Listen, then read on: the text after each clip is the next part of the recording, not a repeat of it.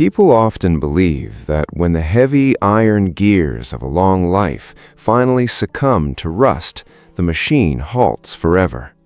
They do not realize that with nothing more than a pair of exceptionally patient hands, an entire mechanism of time can be reborn to silently crush those who once looked down upon it. The air inside the mahogany-paneled law office in downtown Tennessee felt thick, suffocating, and heavy with the scent of expensive leather and cheap betrayal. Eleanor Carmichael sat perfectly still. She was 70 years old.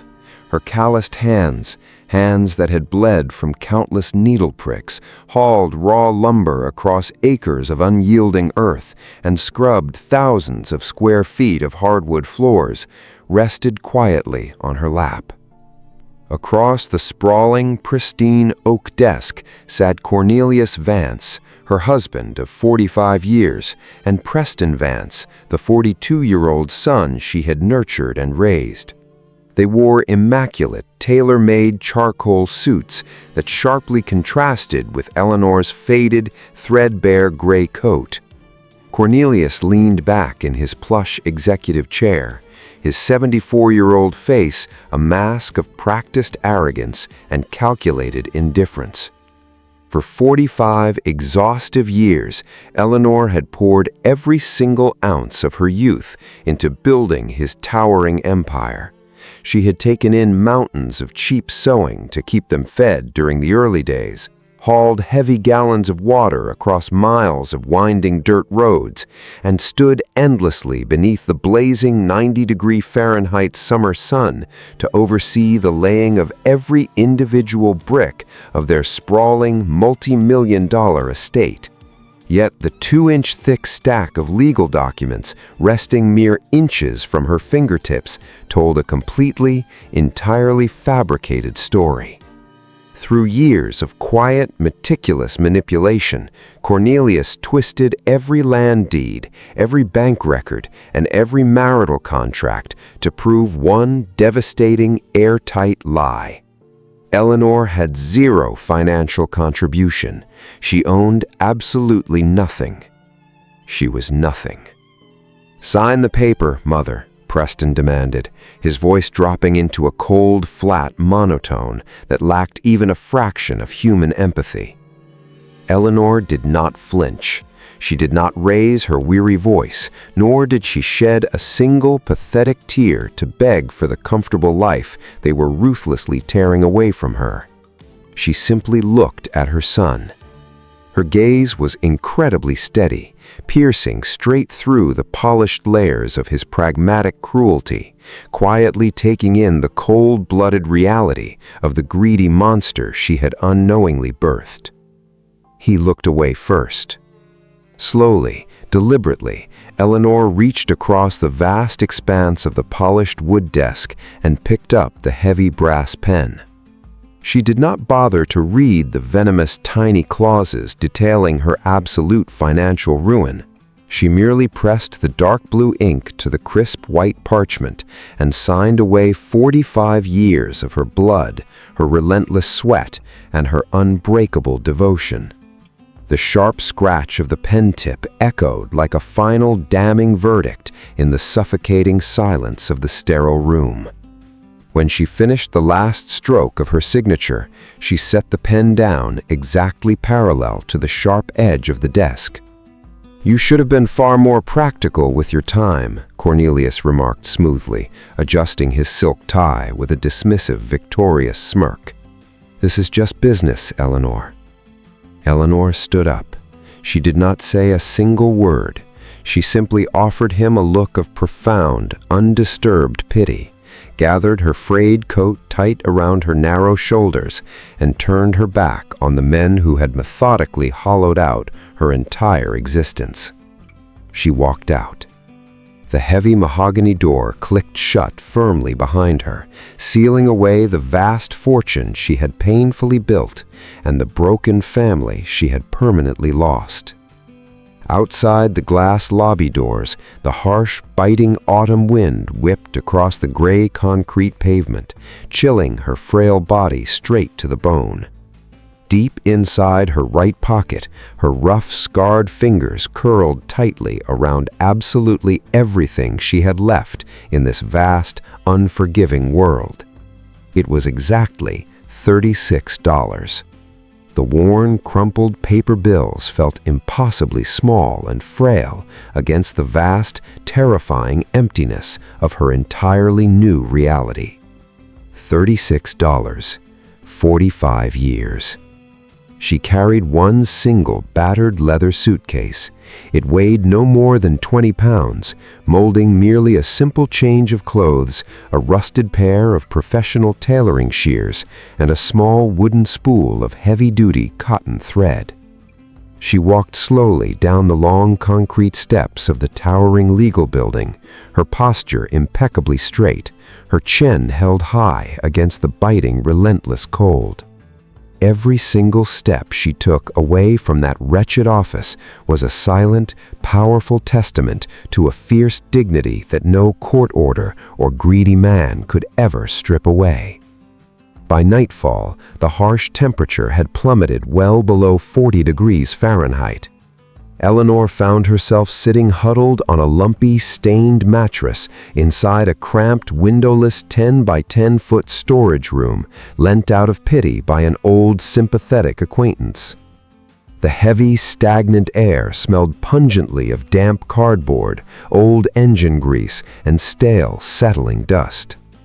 She slowly uncurled her stiff, freezing fingers, gently smoothing out the wrinkled $36 on her lap beneath the weak, flickering yellow glow of a single bare, incandescent light bulb dangling from a frayed wire. The room was completely silent. She was entirely alone. Sitting there in the chilling shadows with her measly $36, Eleanor had absolutely no idea that a quiet, fearful rumor about a desolate, overgrown grave on Hatcher Hill was about to unfold the most resounding, magnificent revenge ever orchestrated by history itself. The harsh, biting cold of late autumn seeped through the thin, uninsulated walls of the 10-foot by 10-foot storage room, settling deep into Eleanor's aging 70-year-old bones. To survive the brutal, freezing nights that regularly dropped below 30 degrees Fahrenheit, she relied entirely on her rough, calloused hands. She took in piles of cheap, torn garments from the local townspeople, hemming frayed trousers, patching heavy denim work overalls, and meticulously restitching the blown-out seams of thick winter coats for a mere handful of crumpled $1 bills.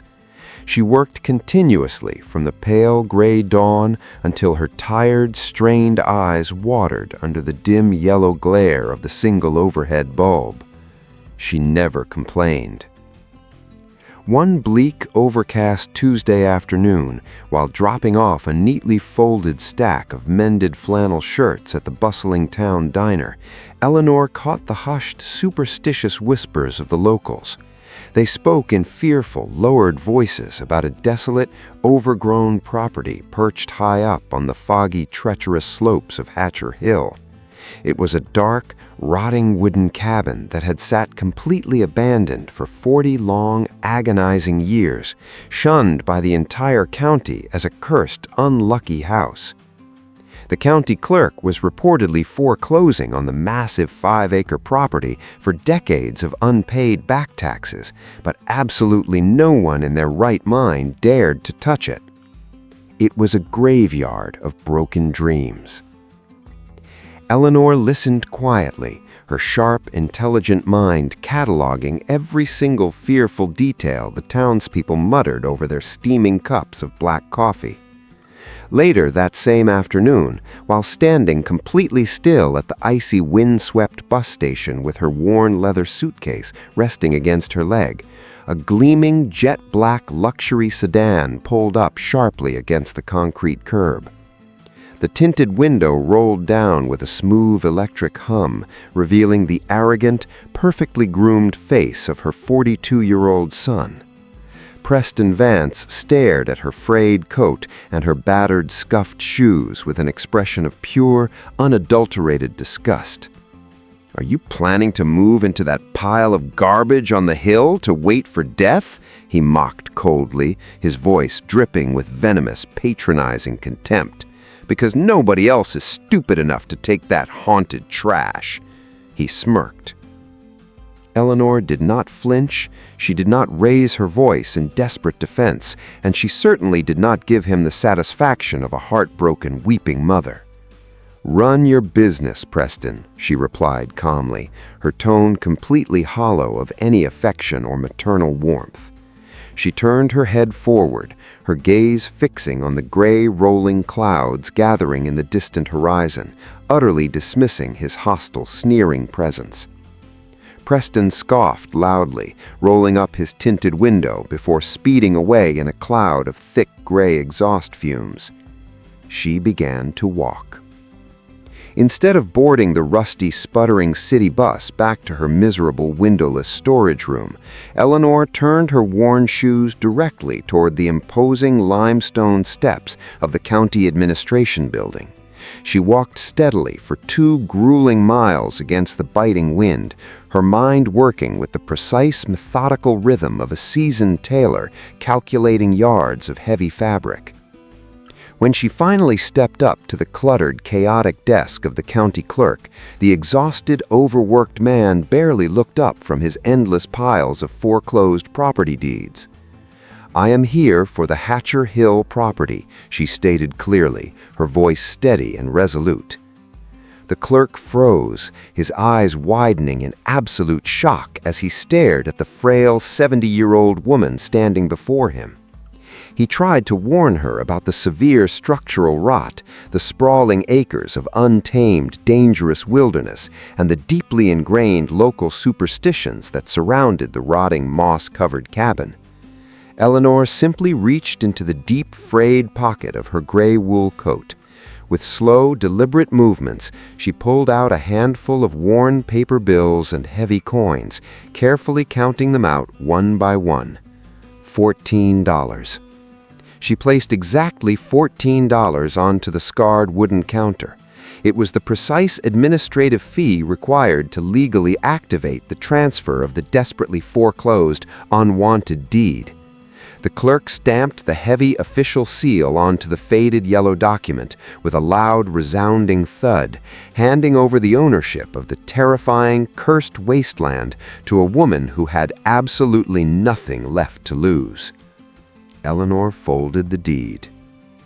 By the time she trudged up the steep, muddy, winding dirt path leading to the peak of Hatcher Hill, the thick, gray evening fog had already swallowed the towering, ancient pine trees. The rotting wooden cabin stood silently in the encroaching darkness, its sagging roof and shattered windows looking like the hollow, broken ribs of a giant, long-dead beast. Most people would have turned and run screaming from the chilling, eerie isolation of the desolate woods.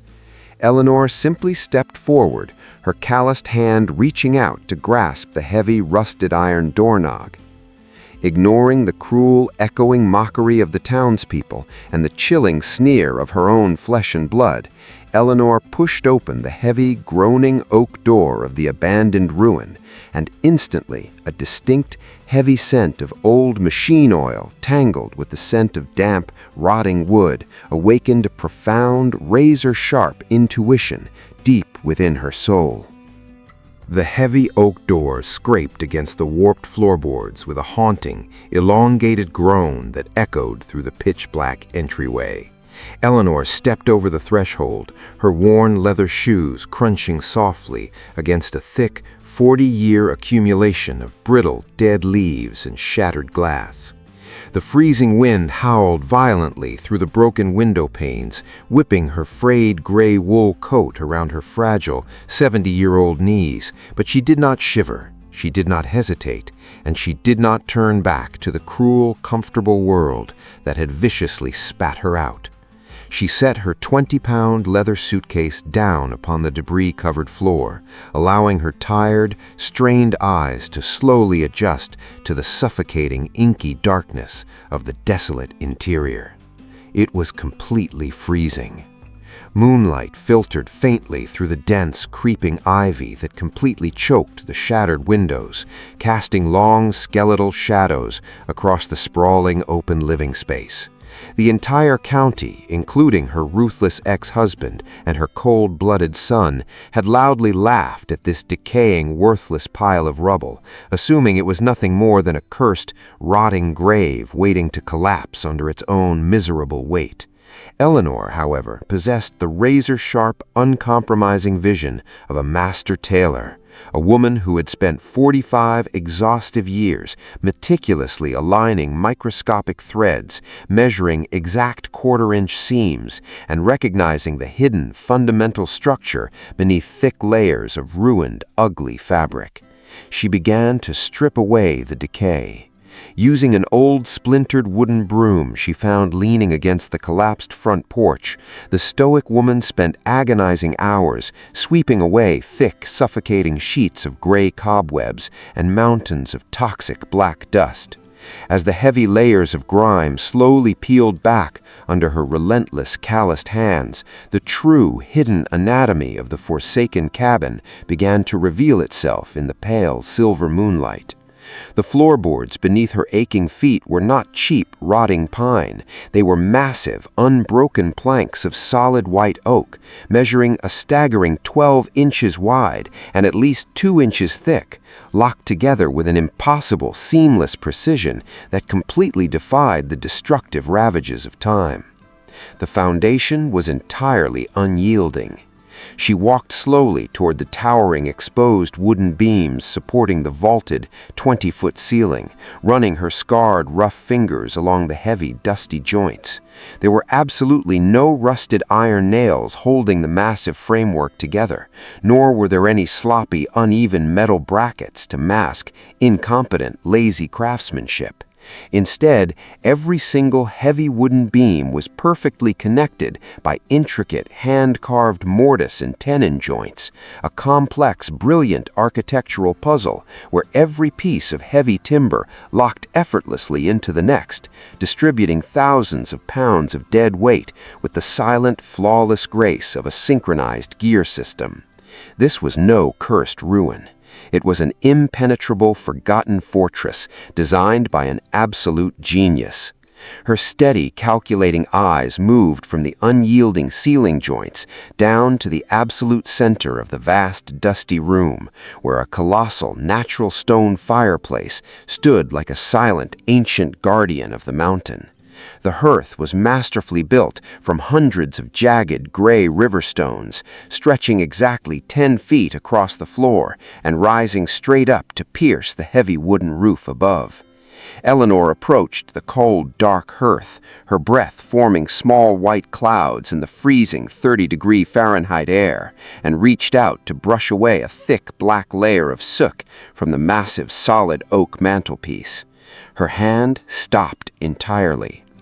Resting silently upon the exact center of the heavy mantelpiece was a breathtaking handcrafted wooden clock, entirely carved from a single dark block of polished walnut. It was not a functional, ticking timepiece, but rather a profound, artistic statement. The exposed wooden gears were cut with such agonizing, mathematical perfection that the tiny, delicate teeth looked sharp enough to slice cleanly through heavy cotton thread. Eleanor stared at the impossibly intricate carving, completely mesmerized by the silent, powerful message left behind by the anonymous builder, who had clearly poured his bleeding soul into this magnificent, utterly misunderstood sanctuary. She understood him completely.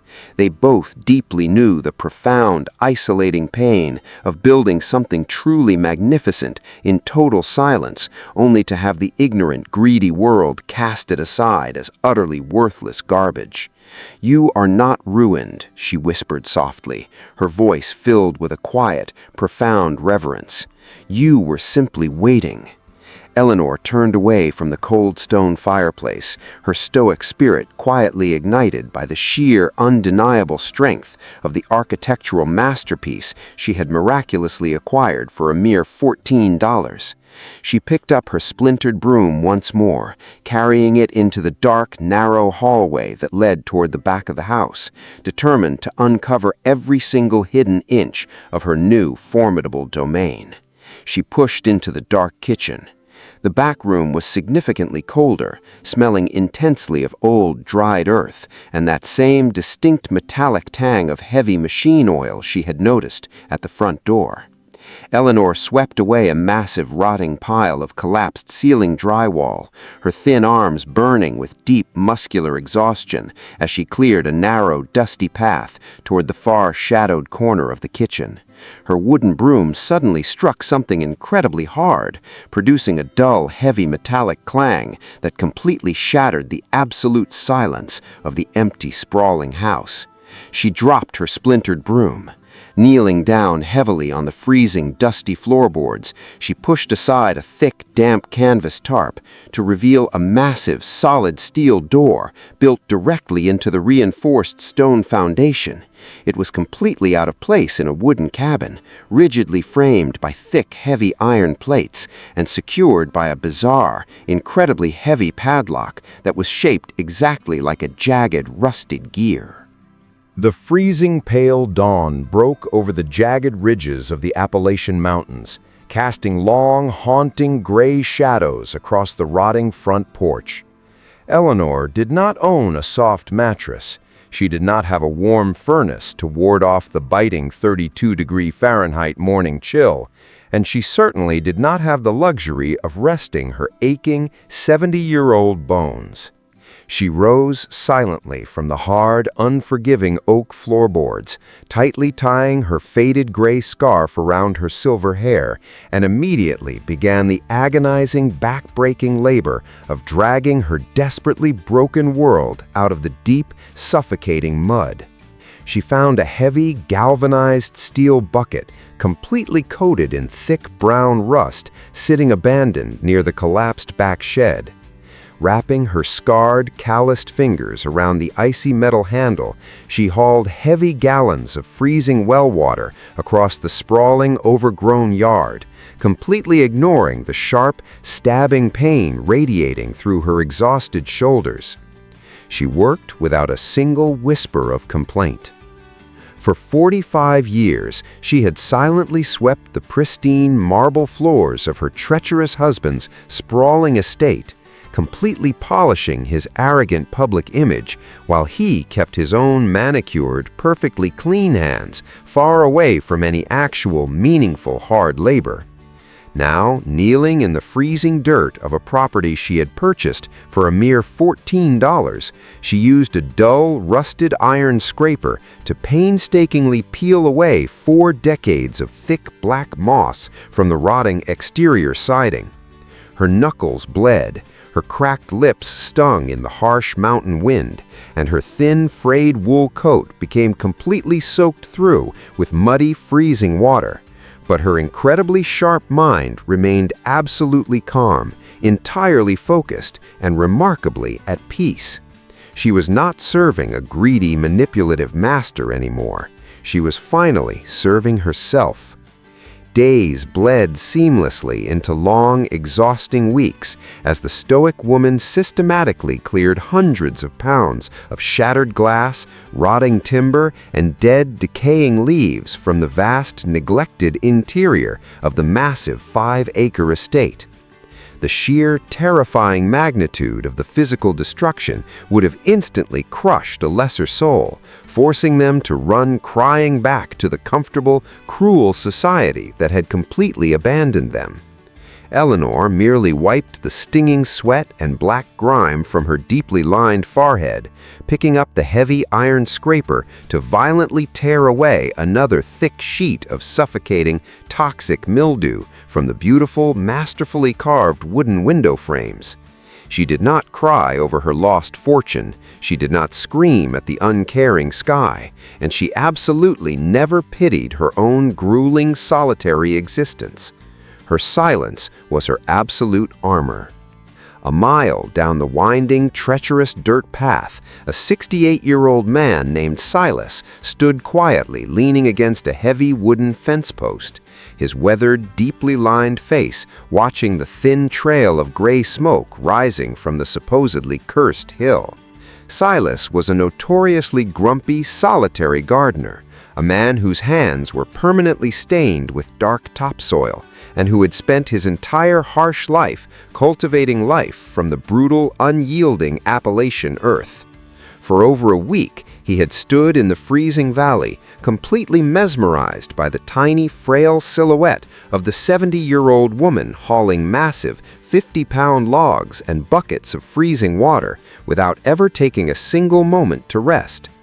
He knew exactly what pure, unadulterated resilience looked like, and he knew that the arrogant, wealthy fools in the town below were completely blind to the quiet, magnificent strength radiating from that desolate, lonely peak.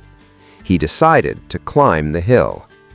Early one freezing Thursday morning, when the harsh mountain temperature had plummeted well below 28 degrees Fahrenheit, Eleanor heard the heavy, rhythmic crunch of heavy leather work boots stepping onto her cleared, sweeping front porch.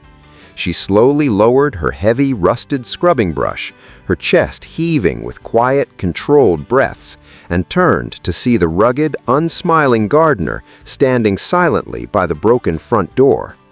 Silas did not offer any empty, patronizing pity. He did not ask her why she was living in a terrifying ruin, and he did not mock her completely ragged, dirt-stained appearance. He simply reached into his thick canvas coat, silently pulling out a heavy, battered steel thermos and set it firmly down upon the pristine, newly cleaned oak floorboards. "Drink," he muttered roughly. Eleanor unscrewed the heavy metal cap, completely overwhelmed by the rich, thick, intoxicating steam of boiling chicken broth, roasted carrots, and savory herbs that immediately flooded the freezing, dusty air. She held the warm metal cup in her scarred, trembling hands, taking a slow, deep sip of the rich, life-saving liquid, allowing the intense, magnificent warmth to slowly thaw her freezing, exhausted chest. When she finally looked up to offer a quiet nod of gratitude, she saw that Silas had already walked back out into the freezing wind, carrying a heavy iron post-hole digger and a massive 12-foot wooden ladder upon his broad, sturdy shoulders. They did not need words. For the next several weeks, the two resilient, weathered souls worked entirely in absolute harmonious silence, sharing nothing but the heavy, rhythmic sounds of brutal physical labor and the quiet, comforting crackle of the massive stone fireplace. Silas expertly dug deep 3-foot holes into the frozen, unyielding dirt, while Eleanor carefully dragged hundreds of yards of heavy, sharp barbed wire across the sprawling perimeter, her bleeding fingers expertly weaving the sharp metal strands with the precise, methodical rhythm of a seasoned tailor threading a needle. The greedy, parasitic men in her past had coldly demanded every single ounce of her soul while actively stealing her money. But this harsh, grumpy stranger freely offered his sweat, his heavy tools, and his hot meals without ever demanding a single solitary penny. True wealth was not kept in a bank. By the end of the long, grueling month, the terrifying, haunted ruin had been completely transformed, its magnificent underlying architectural beauty finally stripped bare of the heavy, suffocating rot that had hidden it for almost half a century. The intricate, interlocking wooden joints gleamed under the soft morning sun, the massive stone hearth radiated a deep, comforting heat, and the completely restored perimeter fence stood like an unyielding iron shield against the cruel, mocking world below. Eleanor stood quietly on the sweeping front porch, her faded coat completely covered in dust, her hands rougher than tree bark, breathing in the crisp, clean scent of the towering pine trees. She had reclaimed the mountain. It was on a remarkably crisp, bright Tuesday afternoon when Eleanor was meticulously sweeping the last remnants of sawdust from the heavy front steps that she noticed a slow, deliberate movement far down the winding dirt driveway. An 83-year-old woman was making her painstaking way up the steep, treacherous incline, her frail, trembling body heavily supported by a thick, polished wooden cane with a silver handle. Eleanor immediately set aside her heavy broom, wiping her dirty hands on her stained canvas apron, and walked quietly down the long gravel path to gently offer her strong, calloused arm to the exhausted, gasping visitor. The old woman looked up.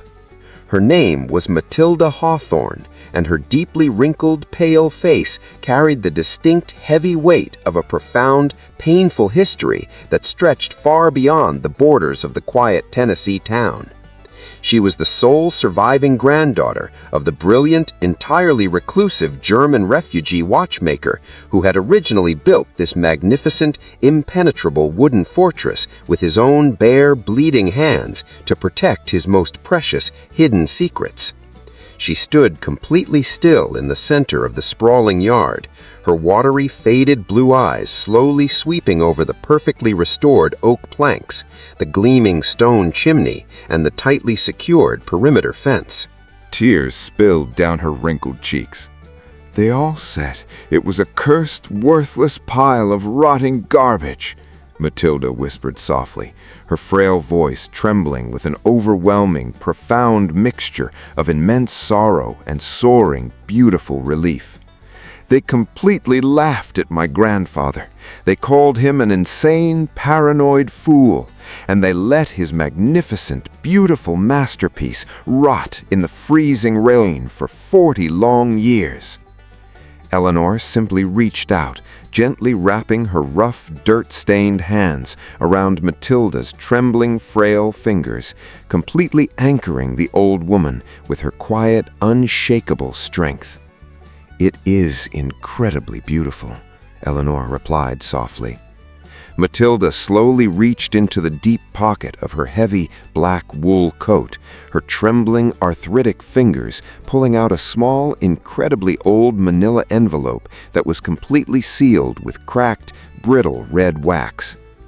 He knew that the greedy, impatient fools of this world would never possess the sheer, brutal endurance required to peel back the ugly, terrifying layers of this house, Matilda explained quietly, pressing the dusty envelope into Eleanor's scarred palm. He explicitly told me to wait until someone finally arrived who was perfectly willing to bleed for the wood, sweat for the stone, and respect the profound silence of the heavy gears. Eleanor stared at the envelope. She broke the brittle red wax with her thumb, completely ignoring the painful, stinging ache in her frozen joints, and carefully tipped the heavy, mysterious contents out into the center of her calloused palm. A massive, incredibly heavy brass key slid out of the paper, landing against her rough skin with a dull, heavy clink that seemed to vibrate deeply through her very bones. The thick, solid brass bow of the key was not round or oval like a normal house key, but was instead perfectly cut into the incredibly sharp, complex shape of a multi-toothed mechanical gear. It was the exact shape of the padlock. The 83-year-old woman gave Eleanor a long, knowing look, nodded her head once in absolute silent approval, and slowly turned around to begin her long, arduous descent back down the winding dirt path. Eleanor stood completely motionless on the porch, her heartbeat slowly rising in a steady, powerful rhythm, entirely forgetting the brutal aches in her back and the piercing cold of the fading afternoon sun. She turned her worn leather shoes back toward the heavy front door, walking slowly and deliberately through the impeccably clean, sweeping living room toward the freezing, shadowed back kitchen. The house was entirely silent.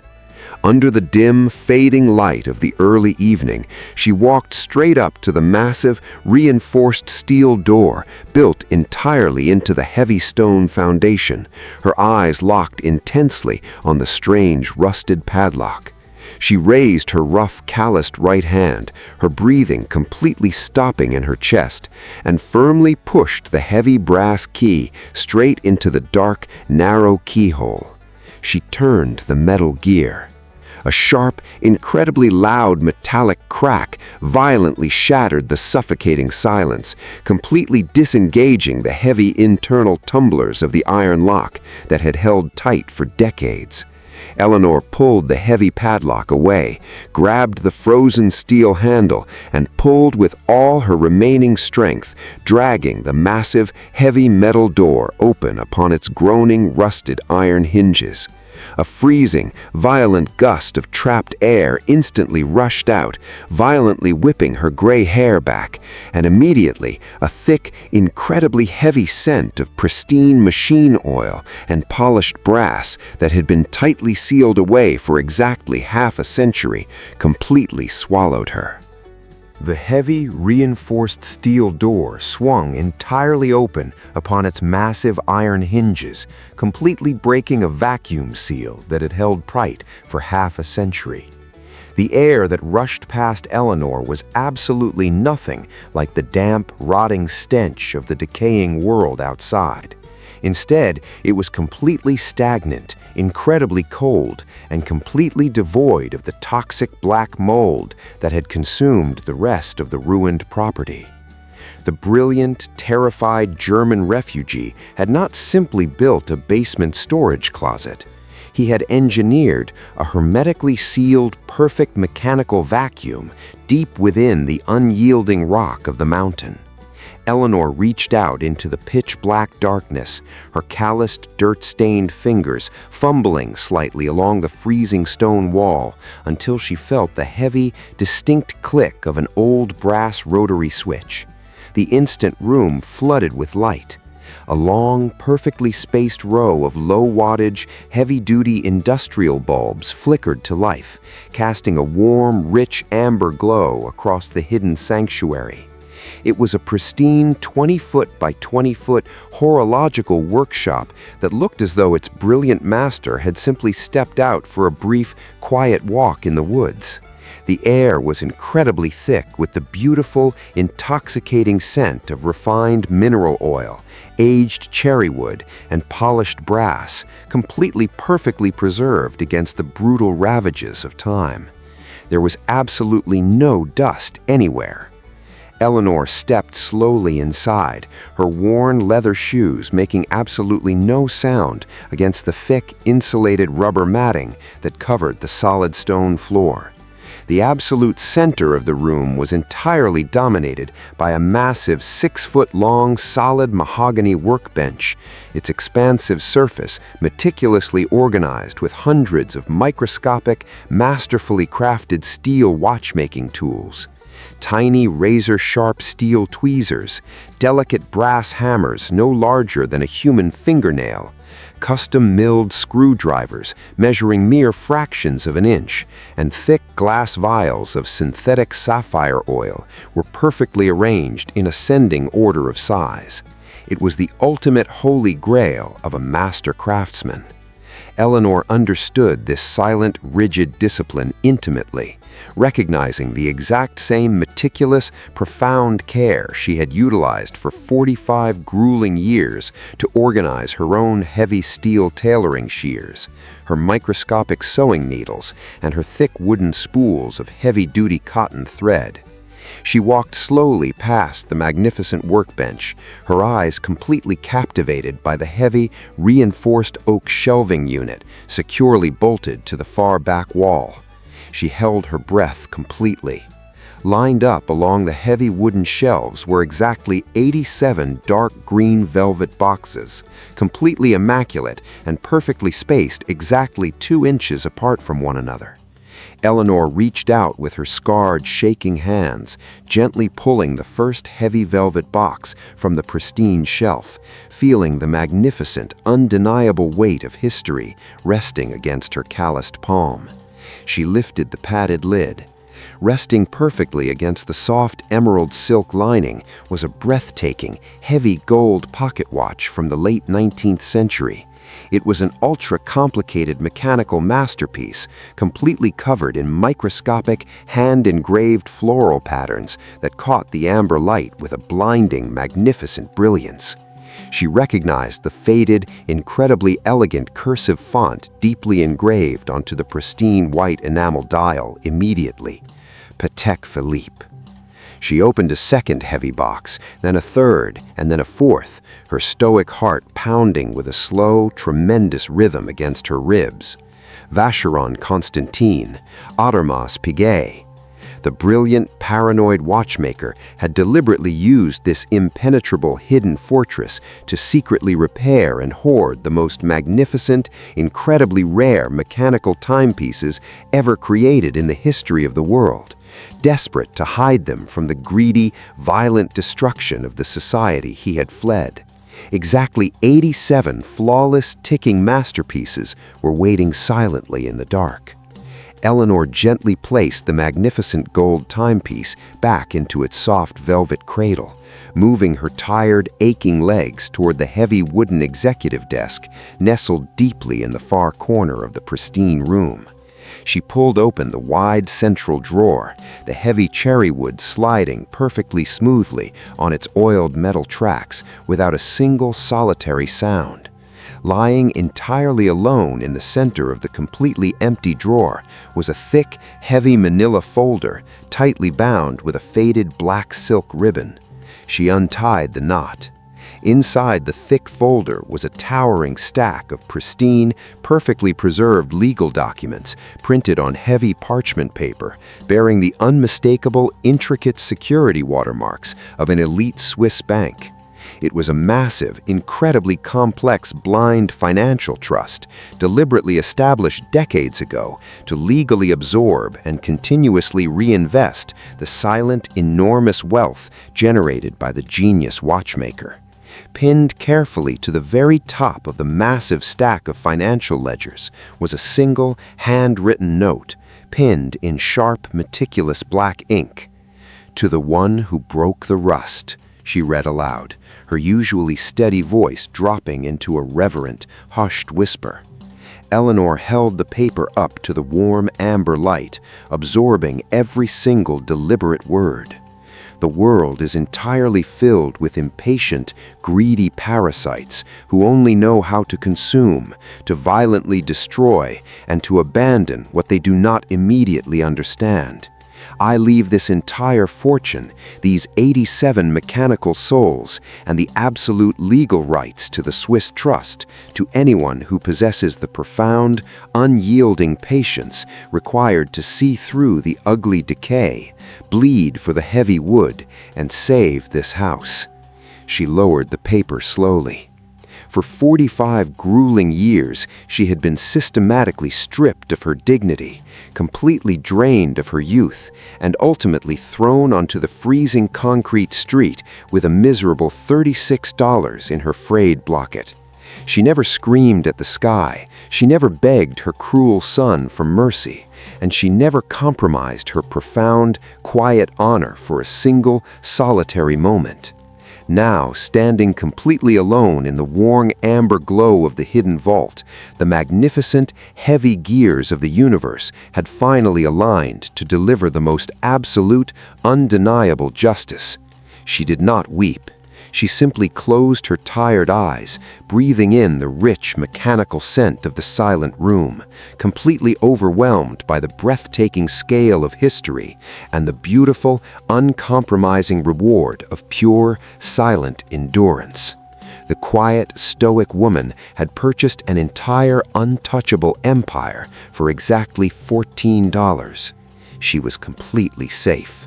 But these magnificent time machines were not merely forgotten antiques, and their true hidden value was so unimaginably massive that just a few days later, when the expert elite from Chicago finally set his heavy magnifying glass down on the wooden table, his pristine hands began to shake violently. The sleek silver town car navigated the treacherous winding dirt roads of the Appalachian Mountains, finally coming to a halt before the imposing wooden gates of the restored estate. Dr. Julian, the senior horological appraiser for the most prestigious auction house in Chicago, stepped out into the freezing 40-degree Fahrenheit air. He was a man accustomed to pristine marble galleries and white glove service, not isolated muddy hillsides. Yet the moment he stepped through the heavy oak door and breathed in the distinct scent of pure mineral oil, his arrogant skepticism completely vanished. Eleanor led him silently to the underground vault. For exactly 8 grueling hours, Dr. Julian sat entirely motionless beneath the amber industrial lights. He wore a heavy jeweler's loop over his right eye, meticulously examining the exposed microscopic gears of the 87 historical masterpieces. He checked the pure gold cases, the flawless enamel dials, and the impossibly complex perpetual calendar mechanisms. The silence in the underground fortress was absolute, broken only by the sharp, rhythmic ticking of the resurrected timepieces. He finally lowered his brass tools. "I have spent 40 years in this industry," Dr. Julian whispered breathlessly, his usually composed voice trembling with profound, unadulterated awe. "I have never seen a collection of this magnitude preserved in such absolute, terrifying perfection." Eleanor stood quietly by the heavy steel door, her calloused hands resting calmly in the pockets of her gray wool coat. She did not rush him. She did not demand an immediate estimate, and she completely maintained her stoic, unbreakable posture. "The 87 pieces sitting on this wooden table," he continued, carefully wiping the sweat from his forehead with a white silk handkerchief, "because of their flawless mechanical condition and their undocumented legendary status, they hold an auction floor value of exactly $2,960,000. She did not gasp. To compound the sheer staggering magnitude of the revelation, the sharp-suited lawyer representing the Swiss banking institution arrived the very next morning. Sitting at the heavy wooden dining table, he slid a thick stack of certified financial documents across the polished oak surface. The forgotten silent trust account had quietly accumulated massive compound interest over the decades. It had grown entirely untouched, blooming into a verified liquid asset of exactly $840,000. The final undeniable mathematics were absolutely staggering. $2,960,000 in mechanical antiquities, $840,000 in pure liquid cash. The total sum was exactly $3,800,000. Eleanor Carmichael had been mercilessly thrown onto the freezing concrete pavement just a few months ago. She was given nothing but $36 miserable dollars, a battered 20-pound suitcase, and a lifetime of brutal, unseen scars. She had purchased an abandoned, rotting grave for exactly $14, bleeding into the dirt to peel back the terrifying rot. Now, standing quietly in the center of her impenetrable wooden fortress, she was a multi-millionaire in possession of a massive, entirely legal, and permanently untouchable fortune. She simply offered a slow, polite nod. She thanked the stunned men for their exhaustive services, poured them each a hot cup of black tea, and calmly saw them out the front door. There was absolutely no wild celebration, no hysterical screaming, and no arrogant gloating. She simply picked up her heavy, rusted steel bucket and walked calmly back out into the freezing wind to feed the wild birds, her profound dignity completely unmoved by the massive weight of her new reality. But secrets of that immense gravitational magnitude simply cannot be contained. By the end of the week, the explosive whispered rumors of the $3,800,000 discovery completely engulfed the small, gossip-starved town. It violently shattered the quiet morning routines in the local diners, entirely dominating every hushed conversation at the bustling grocery store. The heavy scent of sudden wealth drifted down into the valley. It drifted straight into the arrogant, greedy nostrils of the men who had ruthlessly destroyed her, immediately causing the blood to drain entirely from her ex-husband. Cornelius Vance slammed his expensive leather briefcase onto his pristine desk, his eyes wide with a frantic, desperate greed, and sprinted toward his luxury sedan to speed up Hatcher Hill with the most vile, desperate intentions. The heavy, aggressive roar of a high-performance luxury engine violently shattered the serene, misty silence of Hatcher Hill. A sleek, jet-black sedan tore up the steep, winding dirt driveway, its expensive, custom-made tires recklessly kicking up massive clouds of gray dust and jagged stones, before slamming to a violent halt just inches from the meticulously restored wooden gate. They had come for the money. Cornelius Vance, exactly 74 years old, violently shoved his heavy car door open, his perfectly tailored charcoal suit looking entirely ridiculous against the rugged, unforgiving backdrop of the towering Appalachian pines. Right behind him emerged Preston, his 42-year-old son, his eyes wide, completely dilated with a feral, unadulterated greed as he stared up at the massive, perfectly reconstructed oak fortress that he had once laughingly dismissed as a cursed, worthless pile of rotting garbage.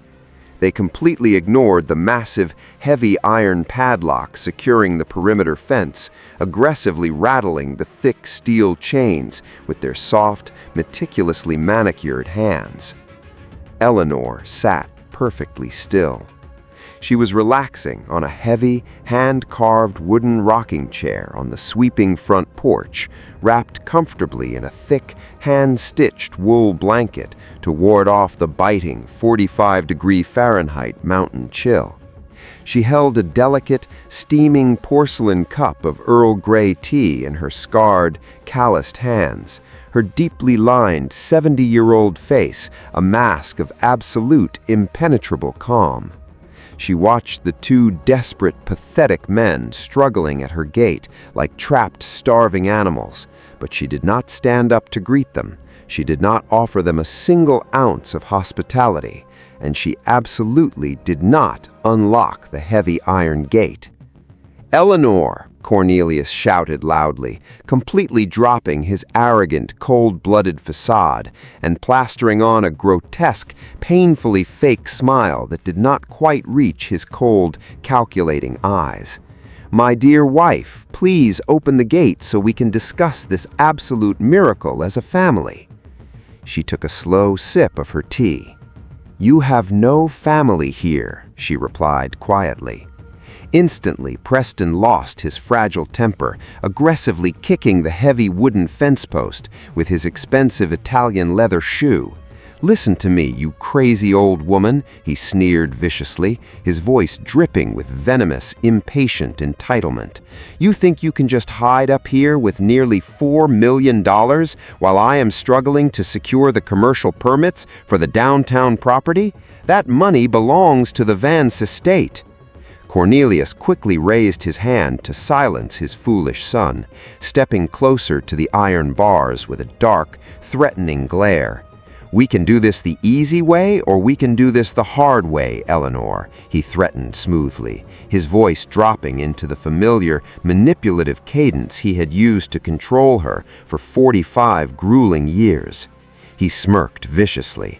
"I am entitled to exactly half of every single penny," he demanded coldly. Eleanor did not flinch. She did not drop her porcelain cup, and she absolutely did not cower before the towering, arrogant monster who had mercilessly thrown her onto the freezing concrete streets with a miserable $36 in her pocket. Instead, the heavy oak front door of the cabin slowly creaked open behind her, and a tall, impeccably dressed man carrying a thick leather briefcase stepped out onto the sweeping wooden porch. It was the sharp, highly aggressive corporate attorney representing the Swiss banking trust. He walked straight to the wooden railing. "Mr. Vance," the attorney stated loudly, his voice echoing with absolute terrifying authority across the silent, misty valley, "you are not entitled to a single solitary dime." Cornelius froze completely. The attorney reached into his polished leather briefcase, pulling out a thick, legally binding document bearing a series of complex, undeniable state seals. "6 months ago, you ruthlessly forced your wife out of your sprawling estate, legally strong-arming her into signing a brutally one-sided divorce settlement that intentionally stripped her of absolutely everything," the lawyer explained calmly, his eyes narrowing with deep, professional disgust.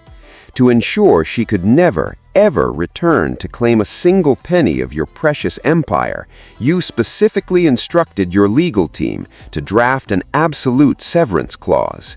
The attorney unfolded the heavy parchment. "Section 4, paragraph 9, he read aloud, his voice striking the freezing air like a heavy steel hammer. "Cornelius violently and permanently waives all rights, claims, or legal entitlements to any future assets, properties, or financial windfalls acquired by Eleanor Carmichael in perpetuity." Karma was absolute. In his cruel, obsessive desperation to ensure that Eleanor would die completely penniless in the freezing gutters, Cornelius unknowingly and permanently locked himself out of the most massive, staggering fortune he had ever seen in his entire miserable life.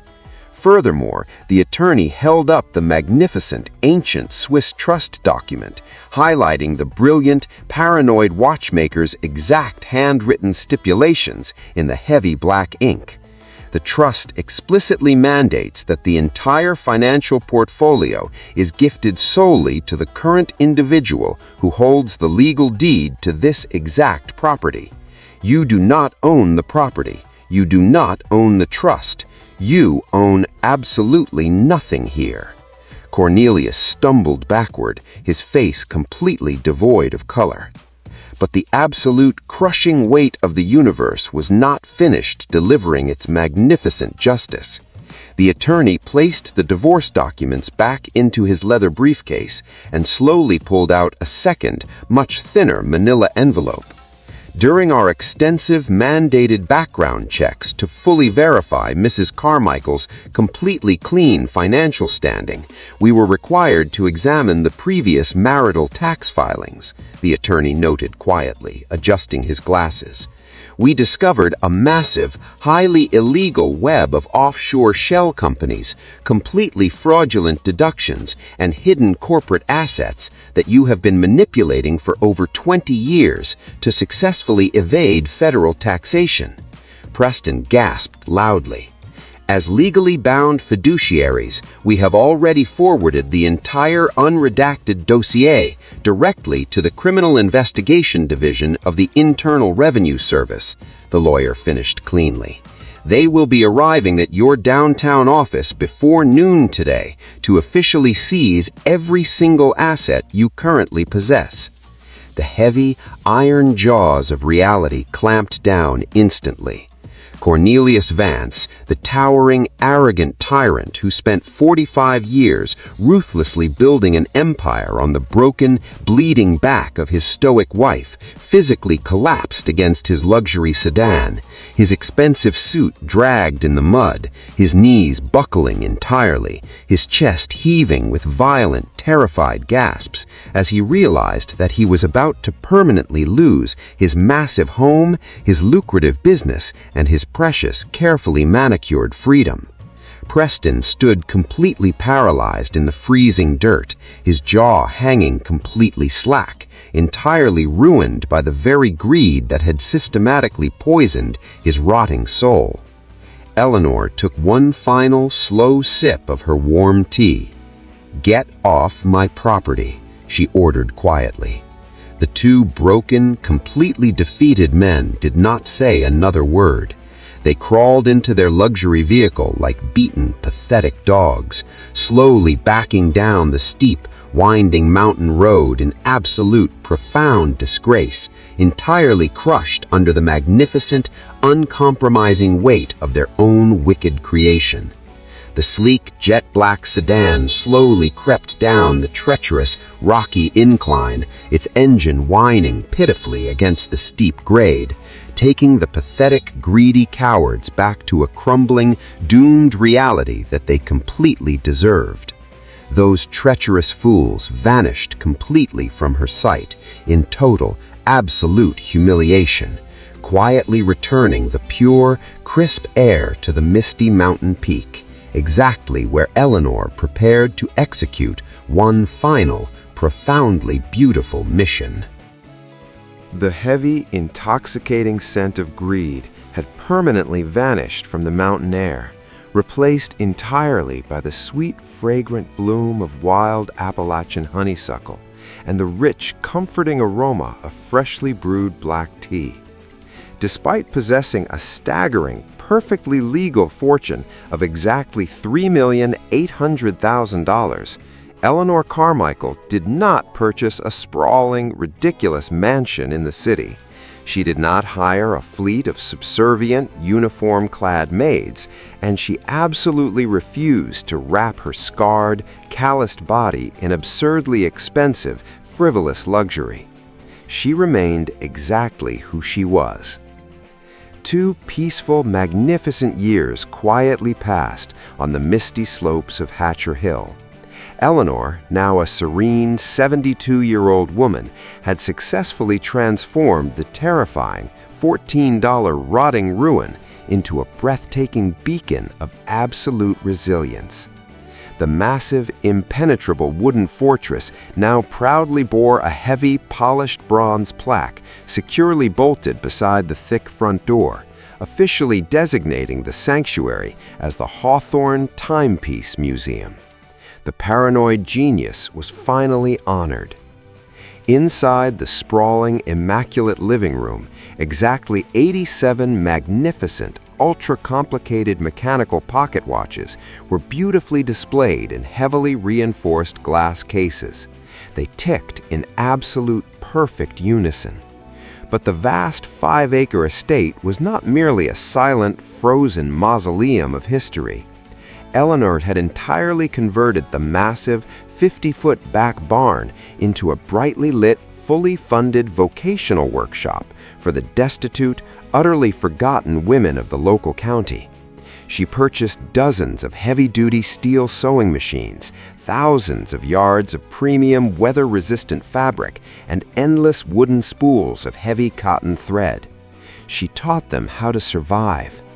Women who had been ruthlessly beaten down by life, women who had been entirely stripped of their dignity and thrown out onto the freezing concrete streets with nothing but pennies in their torn pockets, finally found a warm, unyielding sanctuary upon the mountain. Eleanor moved patiently among the long, solid oak tables, her scarred, incredibly rough hands gently guiding their trembling fingers. She taught them the meticulous, empowering discipline of a master tailor, silently showing them how to stitch their shattered lives completely back together. They learned to build their own armor. Even Silas, the famously grumpy 68-year-old gardener, had permanently relocated to the top of the hill. He spent his long, quiet days cultivating acres of vibrant, blooming gardens and tending to the massive stone walkways, finding profound peace in the unyielding strength of the woman he had selflessly helped. As a brilliant, burning orange sunset slowly descended behind the jagged ridges of the deep valley, Eleanor sat peacefully outside on the sweeping oak porch. She relaxed deeply into her hand-carved wooden rocking chair, a thick, hand-woven wool shawl draped securely over her shoulders to ward off the crisp 60-degree Fahrenheit evening breeze. The air was perfectly clear. From inside the brightly lit workshop, the joyous, echoing sound of women laughing warmly mingled with the rhythmic, powerful hum of heavy sewing machinery. Beneath it all, resonating deeply from the pristine museum displays, came the steady, enduring ticking of the 87 resurrected mechanical hearts. The heavy brass gears turned flawlessly, marking the quiet, infinite passage of time like a powerful, unbreakable heartbeat echoing straight through the massive stone foundation. She smiled softly. She was finally completely free. From 36 miserable, crumpled dollars and a battered leather suitcase to a magnificent, unassailable empire built entirely upon absolute integrity, this quiet woman had profoundly proven a universal truth. The absolute cruelty of others may violently strip away every single piece of your material wealth, but only a silent, unbreakable dignity possesses the absolute power to completely rewind the heavy gears of a ruined life.